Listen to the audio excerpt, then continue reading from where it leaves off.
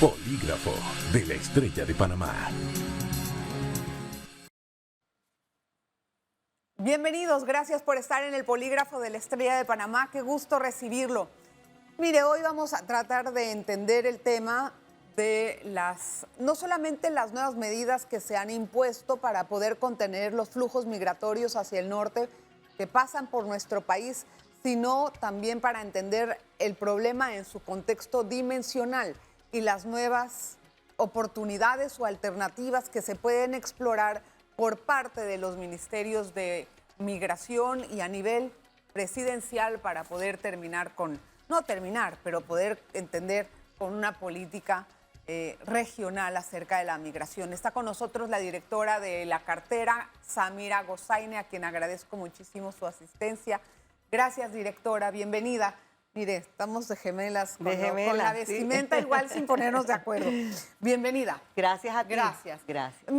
Bueno, directora, esta semana vimos una reacción distinta por parte del gobierno panameño, que había anunciado que iba a poner medidas que puedo dividirlas en dos cosas. Una de operativos dentro del área de Darién por parte de la fuerza pública, dividida en Senafront y Senan, y la otra en forma administrativa que usted anunció. Me gustaría empezar por la última. Esta medida se entendió por parte del sector turístico como que no van a venir más los turistas. Ya lo ha aclarado usted en varias oportunidades. Pero yo quiero saber por qué el tiempo, por qué 15 días sí es prudente, no digamos un mes, de 90 a 15 días. ¿Cómo se determinó eso y cómo se determinó también la cifra económica que pasó de 500 a $1,000? Sí, gracias, Adelita, y hago la aclaración nuevamente. Nosotros creíamos que habíamos sido bastante contundentes en la conferencia de prensa. No es que se cambió. La ley establece estas medidas que van desde el mínimo de 15 días hasta 90 días. Y algunos países especiales, como Canadá y Estados Unidos, tienen derecho a 6 meses. Simplemente lo que se dijo que para luchar contra el crimen organizado, que al Senan y al Senafrón imponer nuevos bloqueos marítimos y cerrar las rutas en desuso en Darién, lo que iba a conllevar es que las personas iban a tratar de pasar nuevamente por los aeropuertos, que ya pasó. Sí, ya esta semana hemos agarrado un grupo importante de ciudadanos ecuatorianos, lamentablemente, que no cumplían con perfiles de turistas y que iban a tratar de transitar por el aeropuerto hacia México y que fueron inadmitidos en el aeropuerto de Tocumen. Iban a ingresar a Panamá para empezar a caminar desde aquí. Acuérdate que la migración... Para saltarse la selva y de aquí irse por Costa Rica hacia arriba. Por Costa Rica hacia allá. Pero ¿qué pasa cuando, como pasaron con los venezolanos el año pasado, los empiezan a devolver? ¿A dónde todas estas personas llegan y generan crisis? Es a Panamá.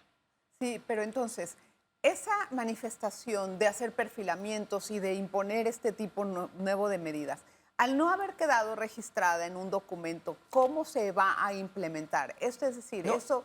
Es que está en la ley, no es que está registrado, la ley establece estas medidas. Lo que estamos nosotros haciendo es notificándole a las personas que vamos a iniciar a solicitarle a cierto perfil de gente una suma mayor de dinero. ¿Por qué, Adelita? ¿Qué turista va? Tú te vas de viaje 2 días y te aseguro que llevas más de $500. ¿Qué turista viene a un país 3 meses con $500? Ninguno. Entonces tenemos que empezar a ser serios en nuestros argumentos y planteamientos, dejar de hacer politiquería de esto. Esto es un tema de Estado y es importante entender.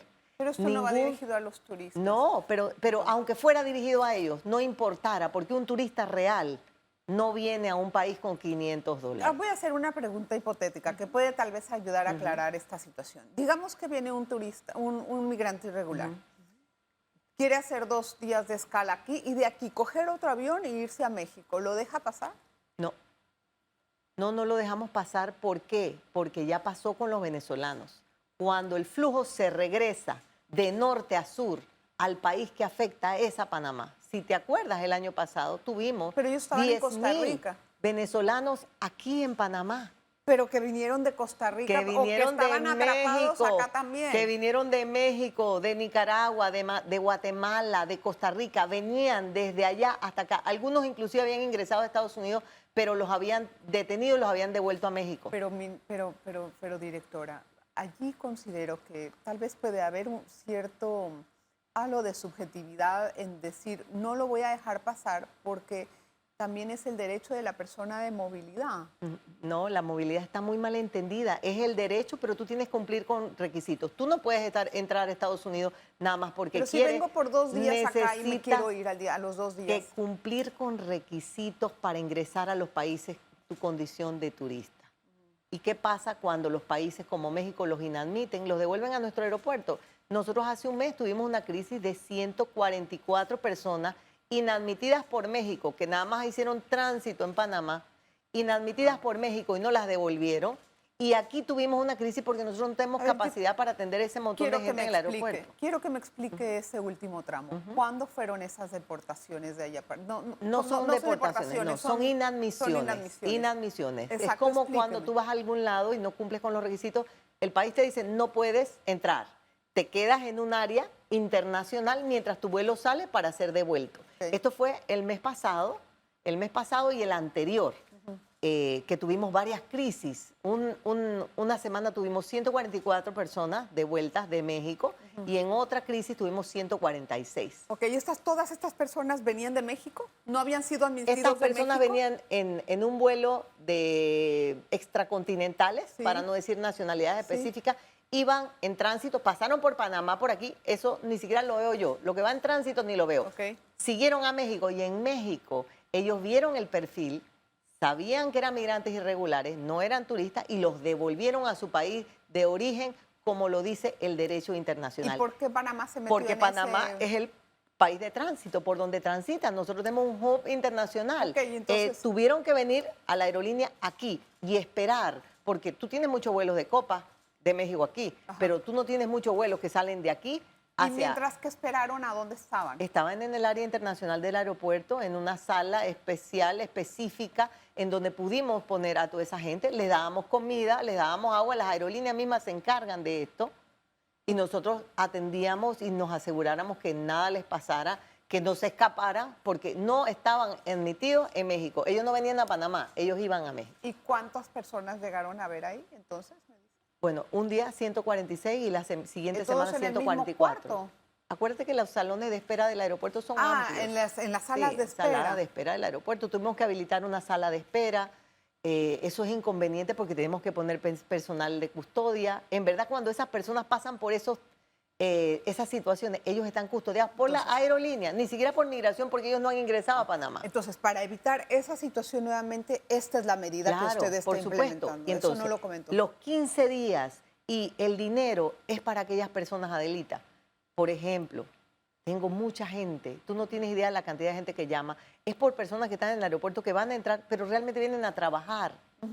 Y esas personas lo que hacen es que usan sus 60 días de turismo, trabajan y vuelven y salen, y vuelven y entran para 60 días más. Esos, los perfiladores tienen identificado por el movimiento, que no son personas turistas, ellos vienen a trabajar, vienen y se van, vienen y se van para evadir la ley.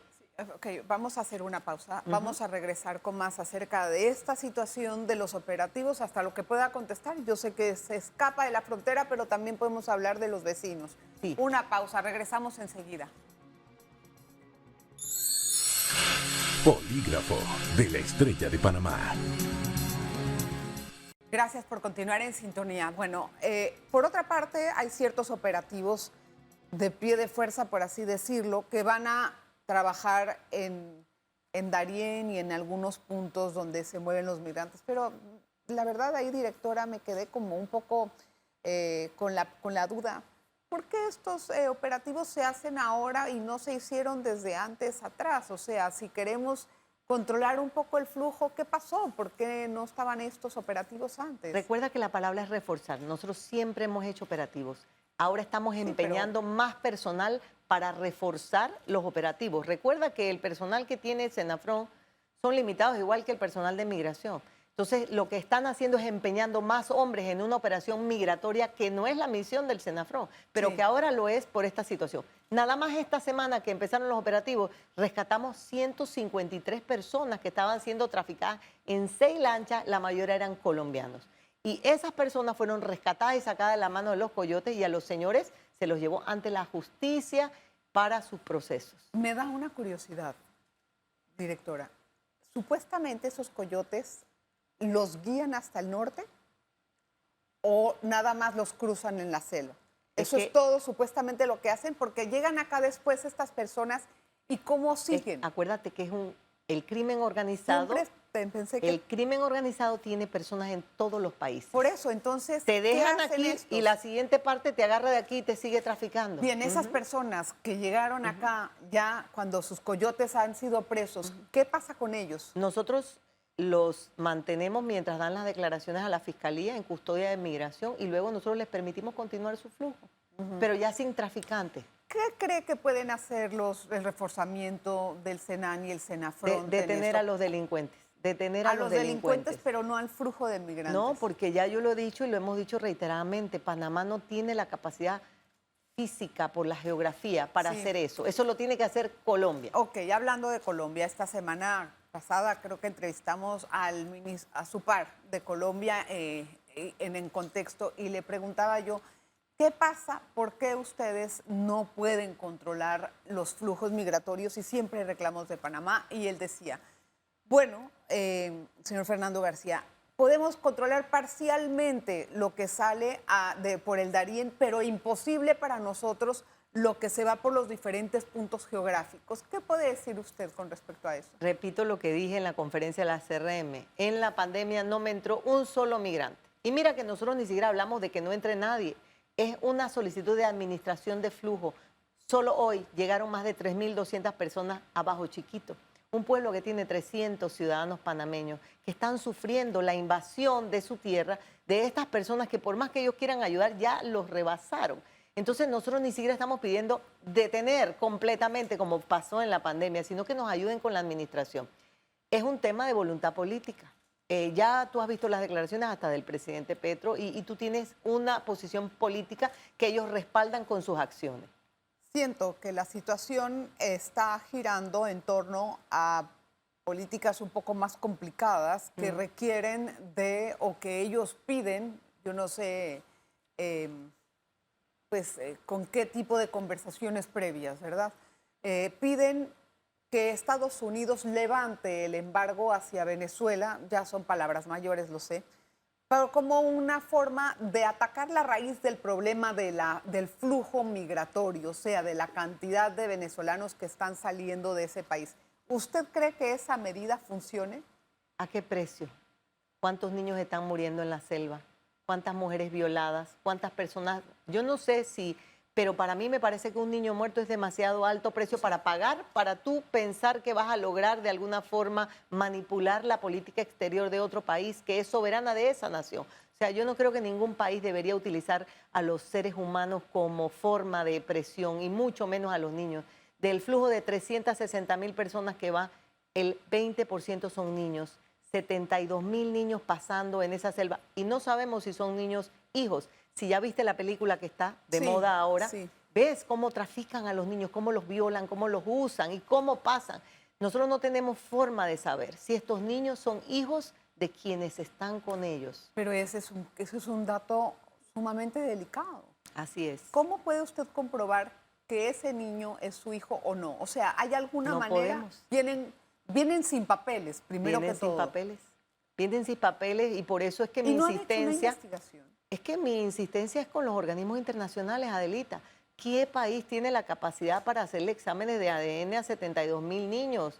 ¿De dónde los documentos? No. O sea, es un tema complicado. ¿Y los exámenes biométricos no arrojan porque a los niños menores de 12 años no se les hacen. No, obviamente, pero a los mayores de 12 sí. A los que tengamos la capacidad. Del flujo de 360.000 personas le hemos hecho biometría a 25.000. O sea, tú no tienes capacidad de hacerle biometría a todos, solo a los que perfilas tú. Por ejemplo, ayer perfilamos a un ciudadano venezolano que es del Tren de Aragua. Es una persona que tiene un récord policivo extenso.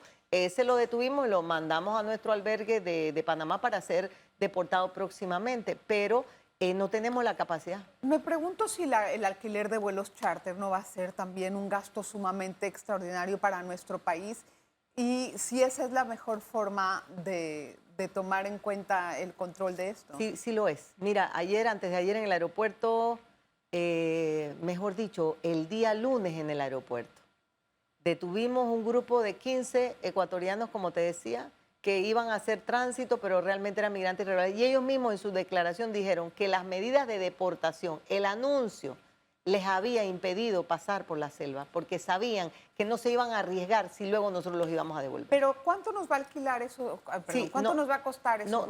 No podemos hacerlo todo, Adelita, pero lo que sí queremos es desincentivar. Nos va a costar 5 charters de 35 personas cada charter por una aerolínea que es la única que tiene esa capacidad ahorita mismo, panameña.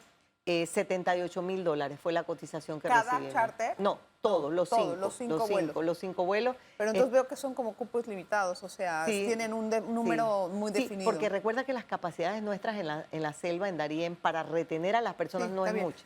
Quiero volver entonces al tema de Colombia. ¿En qué va a quedar esa situación con los colombianos? ¿No puede haber un cortocircuito ahí?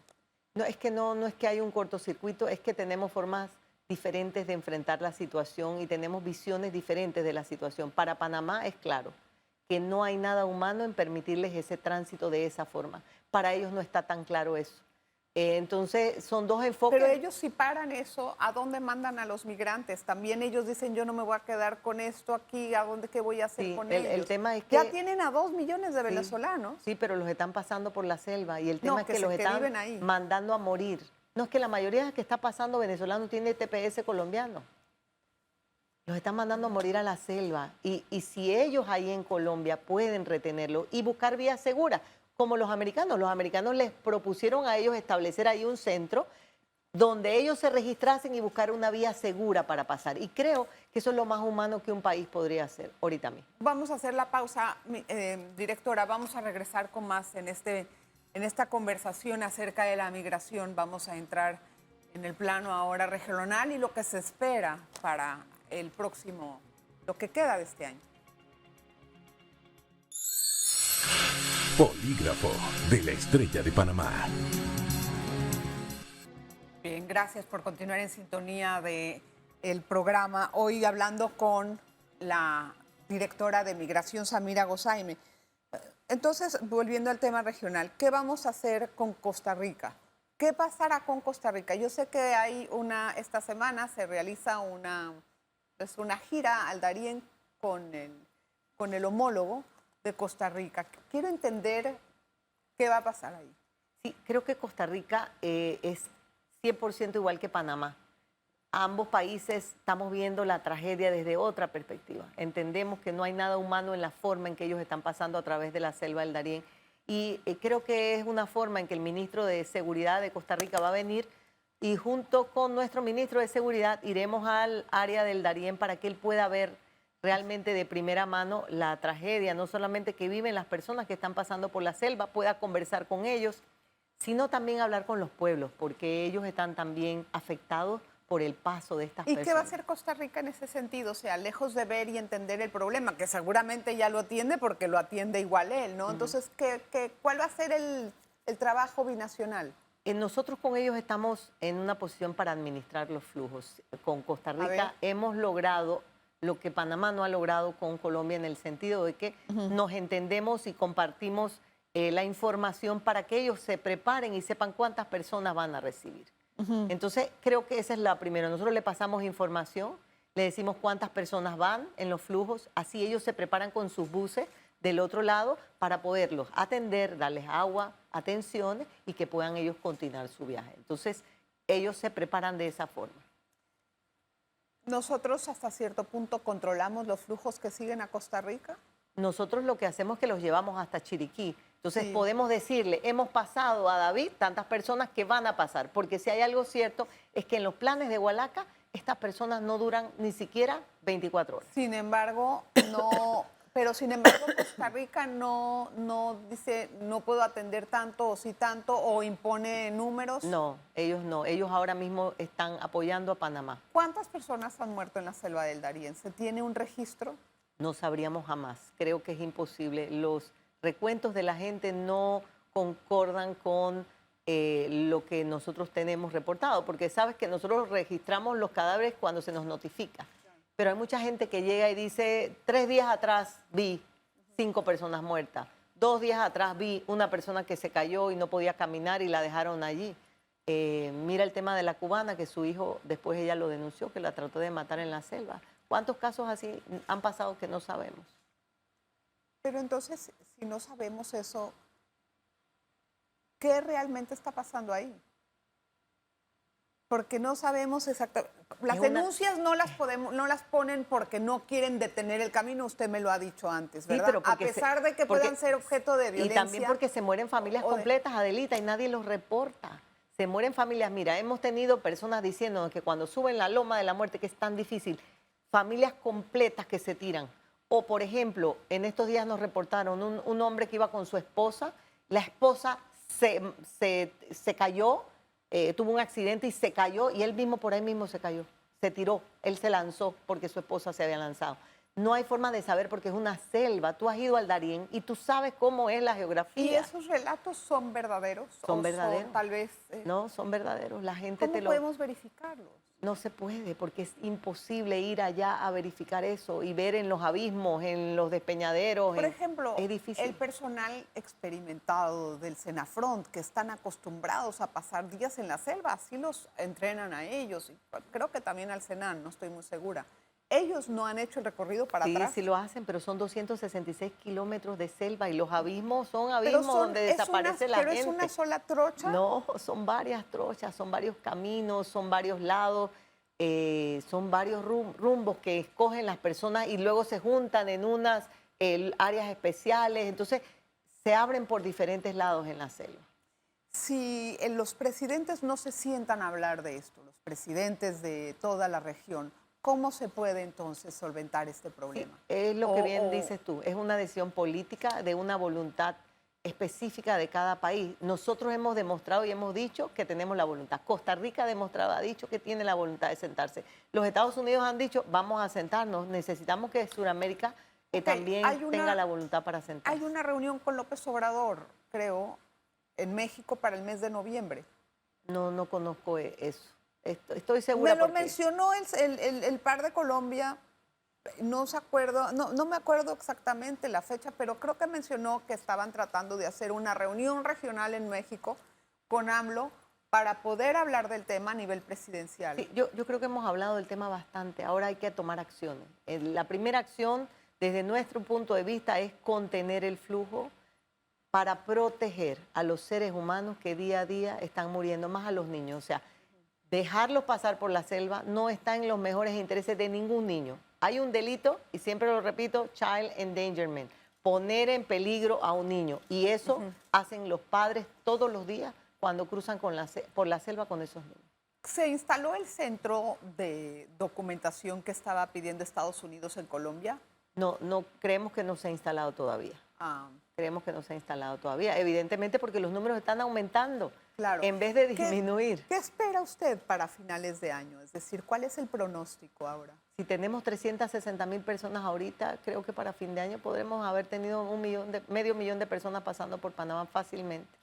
¿Y cuál es la situación que persiste en la selva a nivel medioambiental? Horrible. Ya dijeron que hay 9,000 toneladas de basura que se ha compactado en la selva. ¿Quién puede medir eso si ni siquiera han podido saber cuántas personas han muerto?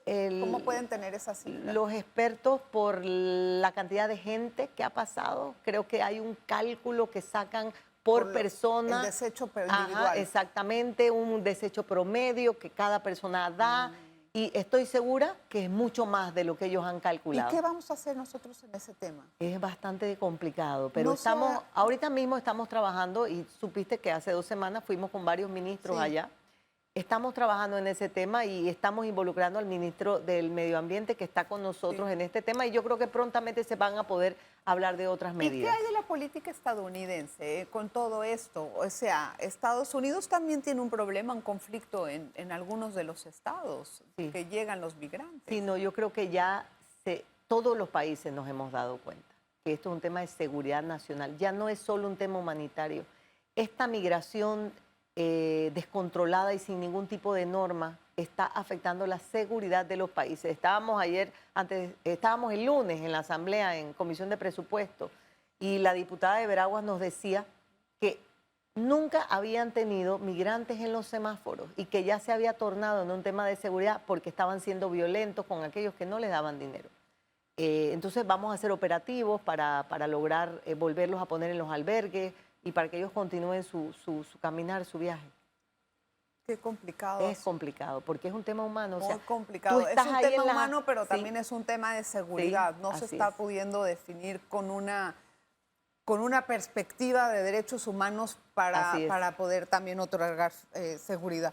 Gracias, directora, por estar con nosotros en el programa. Muchas gracias por Gracias estar a en ti, el Adalí. Polígrafo de la Estrella de Panamá. Bienvenida siempre, de verdad. Gracias. Gracias y gracias a usted siempre por la sintonía que nos proporciona. Polígrafo de la Estrella de Panamá.